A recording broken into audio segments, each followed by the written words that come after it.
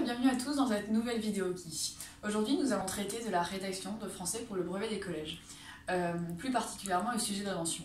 Donc, il paraît souvent le plus simple, mais attention parce que les correcteurs attendent beaucoup de vous. Et c'est pourquoi il est important de bien analyser ce qu'on vous demande. Donc, dans la première partie, nous allons donc parler de l'analyse du sujet. Alors, imaginons que le sujet soit Julie vient d'apprendre qu'elle déménageait et elle écrit une lettre à sa meilleure amie pour lui expliquer. Alors, on va donc se demander, quoi? Donc il s'agit d'un déménagement. Qui? Donc Julie. Donc qui est Julie? Quel âge a-t-elle? Ses parents? Qui est sa meilleure amie? Où est-ce qu'elle déménage? Où est-ce qu'elle vivait? Est-ce qu'elle va devoir changer d'école?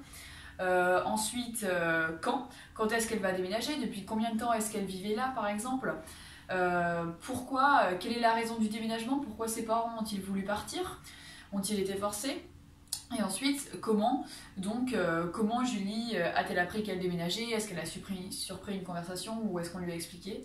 Donc voilà, donc il faut bien tout analyser du sujet. Ensuite, donc pour la deuxième partie, la rédaction. Donc, en ce qui concerne la rédaction, tout d'abord le format. Donc ici, on vous a demandé de rédiger une lettre. Donc, il faut bien suivre la méthodologie de comment rédiger une lettre. Ensuite, quel point de vue vais-je illustrer?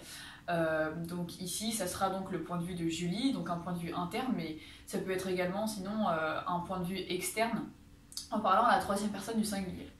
Ensuite, il faut savoir créer un plan. Donc par exemple, vous pouvez faire votre lettre en 3 parties. Pourquoi est-ce que Julie part, ce qu'elle ressent maintenant et comment est-ce qu'elle envisage le futur, par exemple. Ensuite, pensez à bien utiliser les bons temps.